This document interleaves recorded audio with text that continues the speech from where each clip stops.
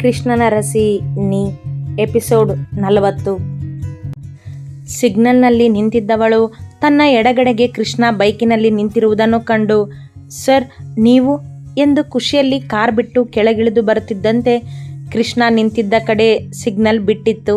ಅವಳು ಮುಂದೆ ಬರುವುದಕ್ಕೂ ಕಾರ್ ಅವಳಿಗೆ ಡಿಕ್ಕಿ ಹೊಡೆದಿತ್ತು. ತನ್ನ ತಲೆಗೆ ಪೆಟ್ಟು ಬಿದ್ದು ಅರ್ಧ ಎಚ್ಚರದಲ್ಲಿದ್ದವಳಿಗೆ ಶ್ರೀನಿಕಾ ಎಂದು ಯಾರೋ ಕೂಗಿದ್ದರ ಅರಿವಿತ್ತು. ಆಸ್ಪತ್ರೆಯಲ್ಲಿ ಕೃಷ್ಣನನ್ನು ನೋಡಿದ್ದರ ನೆನಪಿತ್ತು. ಇದೆಲ್ಲವನ್ನು ಎಚ್ಚರವಾಗುತ್ತಲೇ ನೆನಪಿಸಿಕೊಂಡಿದ್ದಳು ಶ್ರೀ. ಅಮ್ಮ, ನನ್ನನ್ನು ಆಸ್ಪತ್ರೆಗೆ ಕರ್ಕೊಂಡು ಬಂದಿದ್ದು ಯಾರು? ತಲೆನೋವಿದ್ದರೂ ಸಣ್ಣ ಧ್ವನಿಯಲ್ಲಿ ಕೇಳಿದಳು ಶ್ರೀನಿಕಾ ಪಕ್ಕದಲ್ಲೇ ನಿಂತಿದ್ದ ವಿಶಾಖರವರಿಗೆ. ಗೊತ್ತಿಲ್ಲ ಶ್ರೀ, ನಮಗೆ ನಿಮ್ಮ ಪ್ರಿನ್ಸಿಪಾಲ್ ಕಾಲ್ ಮಾಡಿ ವಿಷಯ ತಿಳಿಸಿದ್ರು.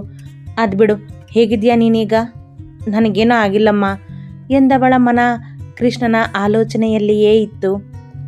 ಪುಟ್ಟ, ಹೇಗಿದೆ ಈಗ ನಿನಗೆ? ಒಳಗೆ ಬಂದ ಗುರುರಾಜರು ಅವಳ ಪಕ್ಕ ಬಂದು ಕೇಳಿದರು. ಆರಾಮಾಗಿದ್ದೀನಿ ಪಾಪ. ನನ್ನನ್ನು ಇಲ್ಲಿಗೆ ಕರ್ಕೊಂಡು ಬಂದವರು ಯಾರು? ಅವಳಿಗೆ ಚೆನ್ನಾಗಿ ನೆನಪಿತ್ತಲ್ಲ ಕೃಷ್ಣ ತನ್ನನ್ನು ಆಸ್ಪತ್ರೆಗೆ ಕರೆತಂದಿದ್ದು ಎಂದು. ಅವನನ್ನೇ ಕೇಳಿದಳು. ಗೊತ್ತಿಲ್ಲಮ್ಮ, ನಾವು ಆಸ್ಪತ್ರೆ ಬಂದಾಗ ಯಾರೂ ಇರಲಿಲ್ಲ ನಿನ್ನ ಜೊತೆ.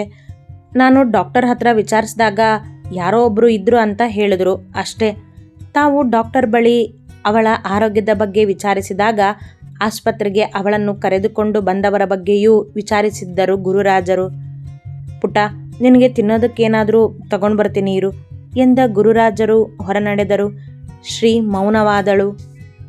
ಸರ್, ನನಗೆ ಗೊತ್ತು ನೀವು ನಾನು ಮಾಡಿರೋ ತಪ್ಪಿಗೆ ನನ್ನ ಮುಂದೆ ಬಂದಿಲ್ಲ ಅಂತ. ನಾನು ತಪ್ಪು ಮಾಡಿದ್ದೀನಿ ಸರ್, ನಾನು ಒಪ್ಕೋತೀನಿ. ಆದರೆ ಒಂದು ಸಾರಿ ನನಗೆ ತಿದ್ಕೊಳ್ಳೋಕ್ಕೆ ಅವಕಾಶ ಕೊಡಿ ಸರ್. ನನಗೆ ಅರ್ಥ ಆಗಿದೆ ನಿಮ್ಮ ಮನಸ್ಸಿಗೆ ತುಂಬ ನೋವಾಗಿದೆ ಅಂತ. ನನಗೆ ನಿಮ್ಮ ಮೇಲೆ ಪ್ರೀತಿ ಆಗಿದೆ ಅಂತ ಗೊತ್ತಾಗಿ ನಾನೇ ನಿಮ್ಮನ್ನು ಬಿಟ್ಟಿರೋದಕ್ಕೆ ಒದ್ದಾಡ್ತಿದ್ದೀನಿ. ಎಲ್ಲಿ ನನ್ನ ಕೈ ತಪ್ಪು ಹೋಗ್ತಿರೋ ಅಂತ ಭಯ ಪಡ್ತಿದ್ದೀನಿ. ಆದರೆ ನೀವು ನನಗಿಂತ ಹೆಚ್ಚು ಪ್ರೀತಿ ನನ್ನ ಮೇಲೆ ಇಟ್ಕೊಂಡಿದ್ರಿ. ಅದನ್ನು ನಾನು ಅರ್ಥ ಮಾಡ್ಕೊಳ್ಳದೆ ನಿಮಗೆ ಮೋಸ ಮಾಡಿದೆ.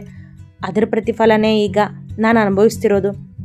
ನನಗೆ ಇಷ್ಟು ನೋವಿದೆ ಅಂದಮೇಲೆ ನಿಮಗೆ ನಾನು ಕೊಟ್ಟಿರೋ ನೋವು ತುಂಬ ಅಂದರೆ ತುಂಬ sir. I am very sorry sir. ಎತ್ತಲೋ ನೋಡುತ್ತಾ ಮನದಲ್ಲೇ ಎಂದುಕೊಂಡವಳ ಕಣ್ಣಿಂದ ನೀರು ಜಾರಿತು. ಅವಳಿಗೆ ಕೃಷ್ಣನನ್ನು ಕಂಡಿದ್ದ ತವಕದ ಜೊತೆ ಅವನಿಗೆ ತಾನು ಕೊಟ್ಟ ನೋವಿನ ಅರಿವಾಗಿತ್ತು. ಆದರೆ ತಾನು ಹುಡುಕುತ್ತಿದ್ದ ಕೃಷ್ಣನೇ ಎದುರಿಗೆ ಬಂದಾಗ ತಾನು ಅವನನ್ನು ತಡೆಯಲಾಗದೆ ಮಾತನಾಡಲು ಆಗದೆ ಇದ್ದ ಪರಿಸ್ಥಿತಿಯನ್ನು ನೆನೆದು ನೊಂದಳು. ಆದರೆ ಅವಳ ಮನ ದೃಢವಾಗಿತ್ತು.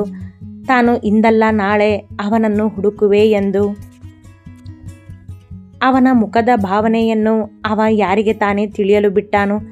ಮನೆಯಲ್ಲಿ ಯಾರಿಗಾದರೂ ತನ್ನ ನೋವು ಗೊತ್ತಾದರೆ ಅವರೆಲ್ಲಿ ತನ್ನ ಕಷ್ಟಕ್ಕೆ ನೊಂದುಕೊಳ್ಳುವರೋ ಎಂಬ ಕುಟುಂಬದೆಡೆಗಿನ ಅವನ ಯೋಚನೆಯೇ ಅವನ ಮುಖದಲ್ಲಿ ನಗುವಿರಲು ಕಾರಣ. ಅದೇ ನಗು ಹೊತ್ತುಕೊಂಡೇ ಅವ ಬೈಕ್ ನಿಲ್ಲಿಸಿ ಮನೆಯ ಒಳಗೆ ಕಾಲಿಟ್ಟ. ಅವನ ಬೈಕಿನ ಸದ್ದಿಗೆ ಓಡಿ ಬಂದ ಚಾಕೋ ಅವನ ಮೇಲೆ ಎಗರಿದ ಬೊಗಳುತ್ತಾ. ಅವನ ಅಂಗಿಯ ಮೇಲಿದ್ದ ರಕ್ತದ ವಾಸನೆಗೆ ಇನ್ನೂ ಜೋರಾಗಿಯೇ ಬೊಗಳಲು ಶುರು ಮಾಡಿದ. ಚಾಕೋ, ಸರಿಯೋ ಎಂದ ಕೃಷ್ಣನ ಧ್ವನಿಗೆ ಅಡುಗೆ ಮನೆಯಿಂದ ಹೊರಬಂದಿದ್ದ ಮಂಜುಳಾರವರು ರಕ್ತದ ಕಲೆಯಾಗಿದ್ದ ಅವನ ಅಂಗಿಯನ್ನು ಕಂಡು ಗಾಬರಿಯಲ್ಲಿ ಓಡಿ ಬಂದರು ಅವನತ್ತ. ಕೃಷ್ಣ, ಏನಿದೆಲ್ಲ? ನಿನ್ನ ಅಂಗಿ ರಕ್ತದ ಕಲೆಯಾಗಿದೆ, ಏನಾಯಿತು? ಗಾಬರಿಯಿಂದಲೇ ಅವನ ಮುಖವನ್ನು ತಮ್ಮ ಕೈಗಳಲ್ಲಿ ಹಿಡಿದು ಕೇಳಿದರು. ದೊಡ್ಡಮ್ಮ, ನನಗೇನೂ ಆಗಿಲ್ಲ, ಭಯ ಪಡಬೇಡಿ ನೀವು.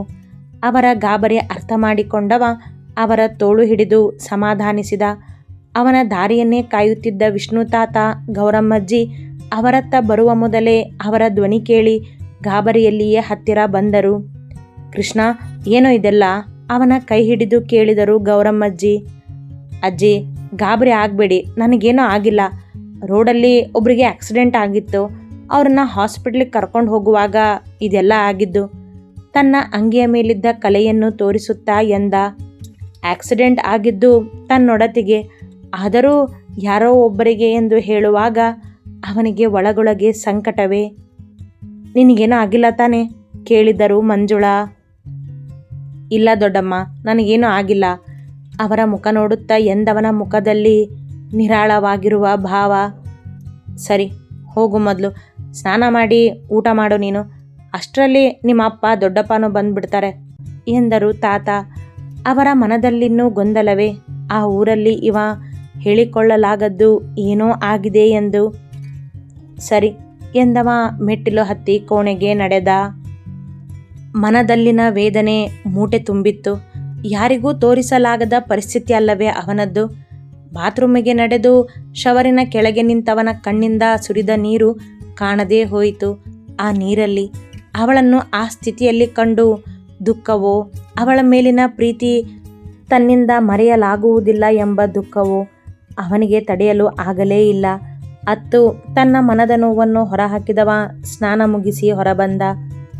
ಕನ್ನಡಿಯ ಮುಂದೆ ನಿಂತವನ ಬೆಳ್ಳನೆಯ ಮುಖ ಕೆಂಪಾಗಿತ್ತು. ಅತ್ತಿದ್ದಕ್ಕೆ ತೆಳ್ಳನೆಯ ಕಾಟನಿನ ಹಳದಿ ಬಣ್ಣದ ಶರ್ಟ್, ಬಿಳಿ ಪಂಚೆ ತೊಟ್ಟು ಶುಭ್ರವಾಗಿ ಕೆಳಗಿಳಿದು ಬಂದವನು ಕೊನೆಯ ಮೆಟ್ಟಿಲು ತಲುಪುತ್ತಿದ್ದಂತೆ, ಕೃಷ್ಣ ಬಾ, ಊಟ ತಯಾರಿದೆ, ನೀನು ಊಟ ಮಾಡು ಬಾ. ಇವರೆಲ್ಲ ಬರೋದು ಇನ್ನೂ ಎಷ್ಟೊತ್ತಾಗುತ್ತೋ ಎಂದರು ಮಂಜುಳಾ. ದೊಡ್ಡಮ್ಮ, ನಾನು ಊಟ ಬೇಡ, ಒಂದು ಗ್ಲಾಸ್ ಹಾಲು ಕೊಡಿ ಸಾಕು ಎಂದ. ಅಲ್ಲಿಯೇ ಡೈನಿಂಗ್ ಟೇಬಲ್ ಬಳಿ ಬಂದು ಕುಳಿತು, ಅಡುಗೆ ತಯಾರಿದೆ ಕೃಷ್ಣ, ನೀನು ಊಟ ಮಾಡು ಎಂದಳು ಭಾವನಾ. ಹೊಟ್ಟೆ ಹಸಿವಿಲ್ಲ ಅತ್ತಿಗೆ ಎಂದವ. ಮಧ್ಯಾಹ್ನ ಆಶ್ರಮದಲ್ಲಿ ಊಟ ಬಿಟ್ಟರೆ ಮತ್ತೇನೂ ತಿಂದಿರಲಿಲ್ಲ. ಅದೇಗೆ ಹಸಿವಿಲ್ಲ, ಇರು ನಾನು ಊಟ ಬಡಿಸ್ಕೊಂಡು ಬರ್ತೀನಿ ಜೋರು ಧ್ವನಿಯಲ್ಲಿ ಎಂದ ಮಂಜುಳಾರವರು ಅಡುಗೆ ಮನೆಯ ಒಳಗೆ ನಡೆದರು. ಅವರಿಗೆ ಕೃಷ್ಣನ ಉಪವಾಸ ಇಷ್ಟವಾಗುವುದೇ ಇಲ್ಲ. ಮೊದಲಿಂದಲೂ ಹಾಗೆಯೇ ಅವರು. ಸಮರ್ಥನಿಗಿಂತ ಕೃಷ್ಣನ ಮೇಲೆ ಕಾಳಜಿ ಜಾಸ್ತಿಯೇ ಅವರಿಗೆ. ನಾವು ಯಾರೇ ನಿನ್ನನ್ನು ಬಿಟ್ಟರೂ ನಿನ್ನ ದೊಡ್ಡಮ್ಮ ಬಿಡೋದಿಲ್ವೋ ಕೃಷ್ಣ, ಸುಮ್ಮನೆ ಊಟ ಮಾಡು ಎಂದ ಗೌರಮ್ಮಜ್ಜಿ ಅವನೆದುರಿಗೆ ಬಂದು ಕುಳಿತರು. ಕೃಷ್ಣ ಅವರು ಹೇಳಿದ್ದು ನಿಜವೆಂಬಂತೆ ನಕ್ಕನಷ್ಟೆ. ಇವರೆಲ್ಲರ ಈ ಪ್ರೀತಿಯೇ ಅವನ ಮುಖದಲ್ಲಿ ಸದಾ ನಗುವಿರಲು ಕಾರಣ. ಪ್ರೀತಿ ತನಗೆ ನೋವು ಕೊಟ್ಟಿದ್ದು ನಿಜವಾದರೂ ಅವ ಇವರೆಲ್ಲರ ಪ್ರೀತಿಗೆ ನೋವು ಕೊಡಲಾರ. ತಾನು ನಕ್ಕರೆ ಮನೆಯವರೆಲ್ಲ ನಗುವವರೇ. ಅದೇ ತಾನು ಕೊಂಚ ಮುಖ ಸಣ್ಣದು ಮಾಡಿದರೂ ಮನೆಯವರೆಲ್ಲರ ಮನ ಬೇಸರವೇ. ಅದು ಅವನಿಗೆ ಚೆನ್ನಾಗಿ ಗೊತ್ತಿದ್ದರಿಂದಲೇ ತನ್ನ ಮನದಲ್ಲಿನ ನೋವನ್ನು ಮುಚ್ಚಿಟ್ಟು ಅವರೆಲ್ಲರ ಮುಂದೆ ನಗುತ್ತಲೇ ಇದ್ದ. ತಾನು ಉರಿದು ಜಗಕ್ಕೆ ಬೆಳಕು ಕೊಡುವ ಸೂರ್ಯನಂತೆ ಅವನ ಕೆನ್ನೆಯಲ್ಲಿ ಗುಳಿಗಳು ಇದ್ದೇ ಇರುತ್ತೆ ಎಲ್ಲರ ಜೊತೆ ಮಾತನಾಡುವಾಗ. ಇನ್ನೂ ಸ್ವಲ್ಪ ಬಡಿಸ್ಲಾ ಕೇಳುತ್ತಾ ಅವನ ಪಕ್ಕದಲ್ಲೇ ಕುಳಿತಿದ್ದರು ಮಂಜುಳಾರವರು. ಸಾಕು ದೊಡ್ಡಮ್ಮ ಎಂದ ಕೃಷ್ಣ ಊಟ ಮಾಡುತ್ತಿದ್ದ. ಕೃಷ್ಣ, ಯಾವಾಗ ಬಂದೆ ನೀನು? ಬಾಗಿಲು ದಾಟುತ್ತಲೇ ಅವನನ್ನು ಕಂಡ ಜಯೇಂದ್ರರವರು ಕೇಳಿದರು. ಅವನತ್ತ ಬಂದು ಅವರ ಹಿಂದೆಯೇ ನಡೆದು ಬಂದರು ನರೇಂದ್ರರವರು. ಸ್ವಲ್ಪ ಹೊತ್ತಾಯಿತು ದೊಡ್ಡಪ್ಪ ಬಂದು ಅವರನ್ನು ನೋಡುತ್ತಾ ಎಂದವ. ಊಟ ಮುಗಿಸಿದ. ಏನು ಇಷ್ಟು ಬೇಗ ಊಟ ಆಯ್ತಾ ಕೇಳಿದರು ನರೇಂದ್ರರವರು. ಹಾಂ, ಅವನು ಊಟ ಬೇಡ ಅಂದಿದ್ದ, ನಾನೇ ಸ್ವಲ್ಪ ಊಟ ಬಡಿಸ್ಕೊಟ್ಟೆ. ಅದೇನೋ ಯಾರಿಗೋ ಆಕ್ಸಿಡೆಂಟ್ ಆಗಿತ್ತಂತೆ, ಅವ್ರನ್ನ ಹಾಸ್ಪಿಟ್ಲಿಗೆ ಸೇರಿಸಿ ಬಂದಿದ್ದಾನೆ ಎಂದರು ಮಂಜುಳಾ. ಹೌದಾ, ಯಾರಿಗೆ? ಯಾವ ಹಾಸ್ಪಿಟ್ಲ್ ಕೃಷ್ಣ? ನನಗೆ ಗೊತ್ತಿರೋ ಡಾಕ್ಟರ್ ಇದ್ದರೆ ಏನಾದರೂ ಹೇಳಬೇಕಾ? ಕೋಣೆಯಿಂದ ಹೊರಬಂದ ಸಮರ್ಥ್ ಎಂದ. ಅವನ ಹಿಂದೆಯೇ ಬಂದ ಭಾವನಾ ಅವನಿಗಾಗಲೇ ಸುದ್ದಿ ಮುಟ್ಟಿಸಿದ್ದಳು. ಅಣ್ಣ, ಅವರಿಗೆ ಅಷ್ಟೊಂದೇನು ಪೆಟ್ಟಾಗಿಲ್ಲ, ತಲೆಗೆ ಸ್ವಲ್ಪ ಪೆಟ್ಟಾಗಿದೆ ಅಷ್ಟೇ. ನಾನು ಡಾಕ್ಟರ್ನ ಕೇಳೇ ಬಂದಿದ್ದು, ಸೀರಿಯಸ್ ಏನೂ ಇಲ್ಲ ಅಂತ ಅಂದಿದ್ದಾರೆ. ಸಮರ್ಥನ ಮುಖ ನೋಡಿ ಎಂದ ಕೃಷ್ಣ. ಅವ್ರ ಮನೆಯವರಿಗೆ ಹೇಳಿದ್ಯಾ ತಾನೆ ಕೇಳಿದರು ಜಯೇಂದ್ರ. ಹಾಂ ದೊಡ್ಡಪ್ಪ, ಹೇಳಿದ್ದೀನಿ ಎಂದ. ಕೃಷ್ಣನಿಗಷ್ಟೇ ಗೊತ್ತಿತ್ತು ಅವರೆಲ್ಲ ವಿಚಾರಿಸುತ್ತಿದ್ದದ್ದು ಆ ಮನೆಯ ಕುಡಿಯ ಬಗ್ಗೆಯೇ ಎಂದು. ಅದನ್ನು ಹೇಳಲಾಗದ ಸ್ಥಿತಿ ಕೃಷ್ಣನದ್ದು. ಸರಿ, ಒಳ್ಳೆಯದು ಎಂದವರು ಕೋಣೆಗೆ ನಡೆದರು. ಸಮರ್ಥ್ ಊಟಕ್ಕೆ ಕುಳಿತ. ತಾತ ಕೂಡ ಊಟಕ್ಕೆ ಬಂದು ಕುಳಿತರು. ಕೃಷ್ಣ ಊಟ ಮುಗಿಸಿ ಮೇಲೆದ್ದ. ಹೋಗು ಮಲ್ಗು, ನೀನು ಸುಸ್ತಾಗಿರುತ್ತೆ ಎಂದರು ಅಜ್ಜಿ. ಹಾಂ ಅಜ್ಜಿ, ಮೊದಲು ಕೊಟ್ಟಿಗೆಗೆ ಹೋಗಿ ಬರ್ತೀನಿ ಎಂದು ಹಿತ್ತಲಿಗೆ ನಡೆದ.